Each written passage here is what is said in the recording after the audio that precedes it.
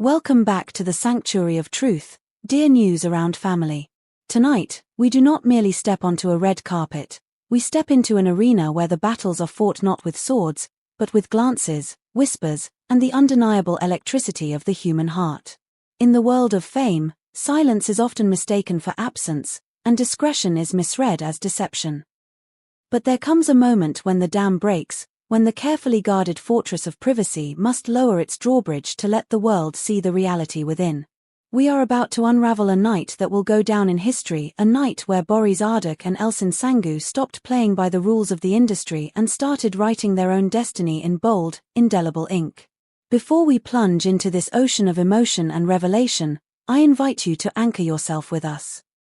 Please, subscribe to our channel to never miss a beat of the stories that matter. And for those who wish to support independent, deep-dive journalism, the join button is waiting for you. Your support is the fuel that keeps our lights burning. Don't forget to like this video and prepare your hearts, for what we are about to discuss changes everything. The evening in question was billed as a gala. A high society celebration of art draped in the most expensive fabrics and illuminated by the artificial suns of photographers' flashes. However, from the very first moment the velvet ropes were parted, it was palpable to anyone with a pulse that the atmosphere held something far heavier than the scent of designer perfume or the sparkle of diamond jewelry. The air was thick, volatile, charged with an anticipation that felt almost physical, like the heavy static before a summer storm. For months, the names Barış and Elçin had been more than just names. They were an incantation whispered in the dimly lit corridors of production studios and shouted into the digital void of social media echo chambers. Their connection had transformed into a modern urban legend, a story told at midnight, believed ferociously by the masses, yet confirmed by absolutely no one. With a discipline that bordered on the artistic, they had kept the core of their world locked away in a vault, hidden from the voracious hunger of the public eye. But we know the laws of physics, and they apply to fame as well. Nature abhors a vacuum. When a dignified silence is maintained for too long, it creates a void that screams to be filled. And filled it was. Other voices, discordant and speculative, rushed in to occupy the empty space, constructing a script that neither Barış nor Elçin had ever authored. But last night, that borrowed script was not just discarded, it was set ablaze. They did not arrive as two celestial bodies trying to awkwardly avoid a collision within the same photographic frame. No, they arrived as a singular narrative unfolding in real time. Their entrance was a statement of intent. Fingers interlaced in a knot of solidarity, shoulders aligned like soldiers on a shared front, moving with a synchronized rhythm that spoke volumes without uttering a single syllable. Barış and Elçin did not just walk the carpet, they stepped into the fire together. However, their union, as mesmerizing as it was not the sole plot line weaving through the evening's tapestry. Looming overhead, dark and ominous like a thunderhead threatening to break the drought, was the shadow of a cutting, visceral accusation linked inextricably to Elçin's history. The words had come from her past, from an ex-partner identified in reports as Barak. The claim he leveled against them was not a subtle jab, it was a bludgeon. He implied, with a bitterness that tasted of ash, that what the public had been swooning over was nothing more than elaborate choreography for the cameras. He painted their bond not as a heartbeat, but as a business transaction, an arrangement designed for visibility rather than a relationship built on the fragile architecture of feeling. In the cynical world of celebrity, being labeled a PR couple is not merely shade, it is a stripping away of one's humanity. It suggests that a smile is a prop, a tender glance is a cue, and a touch is a contractual agreement rather than an electric spark.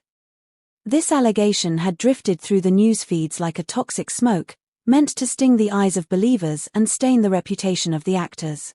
So, when the press, emboldened by the scent of fresh drama, angled their microphones like spears while photographers carved rivers of blinding light across the entrance, the inevitable question cut through the glitz.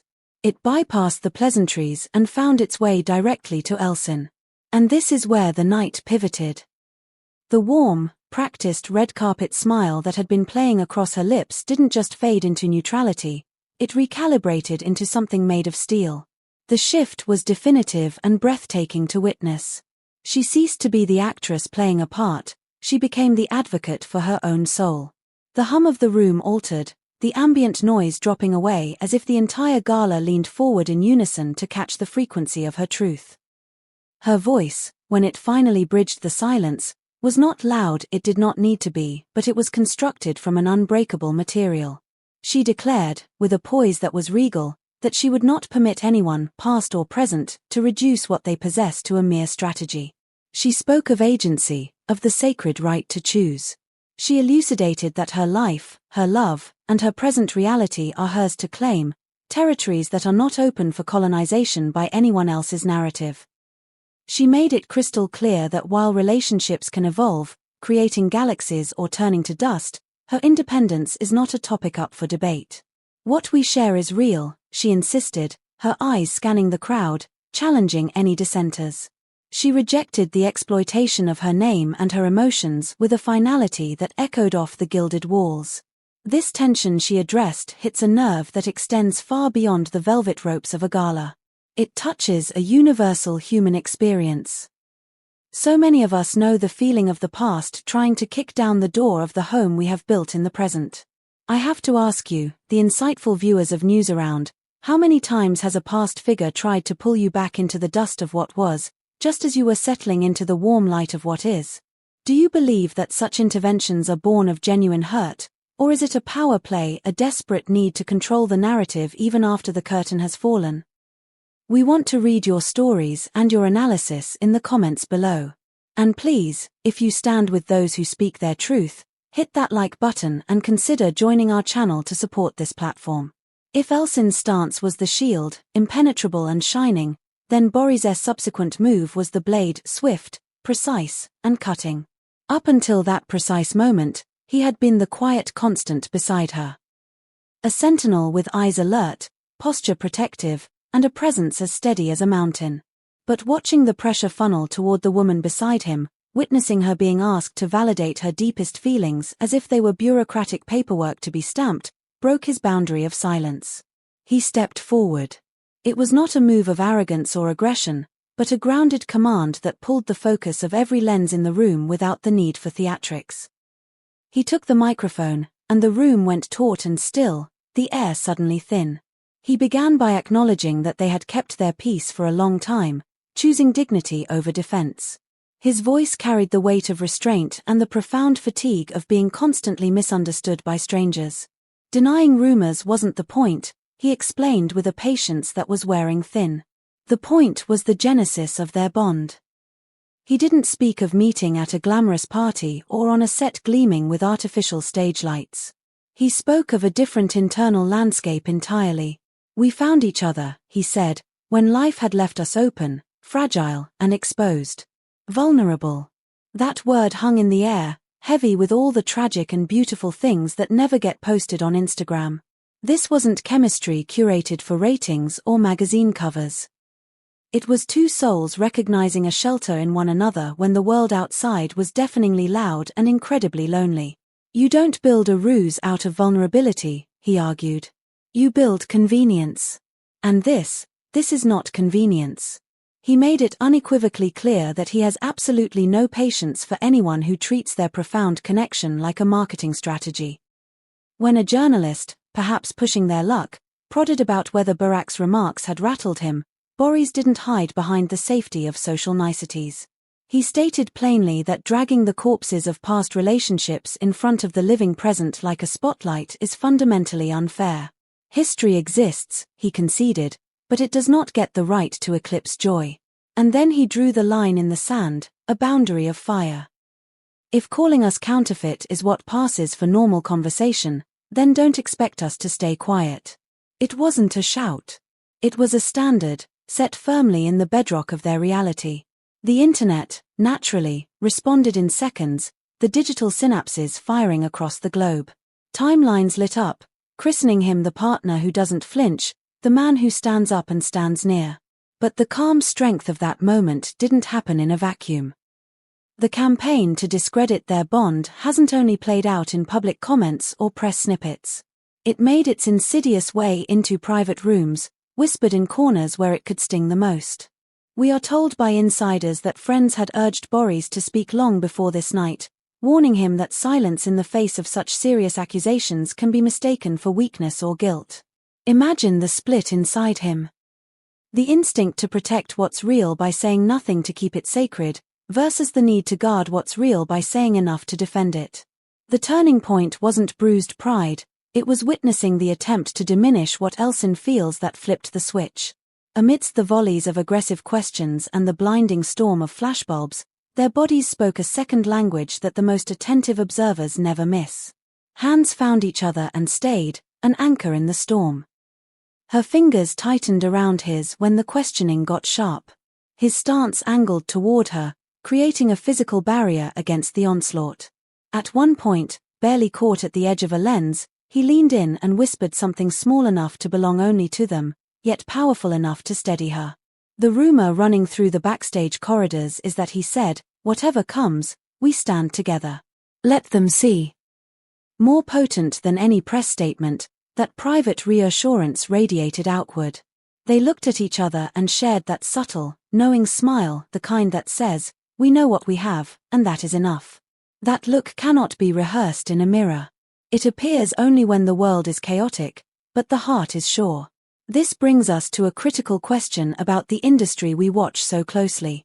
We know that in the entertainment world, manufactured romances absolutely exist. They are part of the machinery. But how do you, the discerning public, separate a staged pairing from the real thing? Is it the eyes when the cameras aren't demanding a reaction? Is it the protective instinct when the questions get invasive? Is it the willingness to take hits publicly and still lean closer instead of away? We want to hear your verdict. Are you convinced by Barış and Elçin's responses? Or is there a sliver of doubt you can't shake? Tell us in the comments. And remember, clicking join gives you a special badge in our community and supports this channel directly. As the evening wound down and they headed toward the exit, leaving the chaos behind, one last question cut across the noise, desperate for a final soundbite. Was this finally their official acknowledgement? No coyness, no deflection this time. Barış turned and simply said that they hadn't been hiding, it's just that now, everyone could read what was always real for them. It reframed the whole story in a single sentence. Maybe it wasn't secrecy after all. Maybe we were just listening to the wrong voices. And then Elçin sealed it with something simple yet devastatingly effective. We are happy, and ultimately, that is what counts. They walked out not like suspects leaving a crime scene, but like champions stepping out of an arena after a fight they didn't start, but certainly finished. The fallout was instant. The so-called Team Berrak contingent started thinning rapidly, drowned out by a swell of people rallying behind what they saw and heard with their own eyes. The ball now sits, heavy and still, in Berrak's court. Does he escalate, or does the sheer force of that united front quiet the noise he started? There is an old tabloid saying that the truest test of love is not how it glows in the sun, but how it holds up in a storm. If that meter matters, then Barış and Elçin haven't just weathered the hurricane, they've redrawn the map of the coastline. They stacked brick after brick of truth against the publicity stunt narrative and left a fortress where a rumor used to stand. What we witnessed was rare. A gossip engine stopped cold, not by PR spin or a deflection strategy, but by controlled, precise honesty. Barış Arduç and Elçin Sangu reminded everyone that while silence can be grace, sometimes speaking is armor. And tonight, especially, their words didn't just defend, they clarified. They proved that in a world of copies, the original always burns brighter. Thank you for joining us for this extensive coverage of a night that will surely be remembered. This is News Around, your home for the stories behind the stars. If you appreciated this deep dive, please like, share, and subscribe. And do not forget to click the join button to help us keep bringing you the truth. Until next time, stay authentic, stay brave, and keep watching. Goodbye.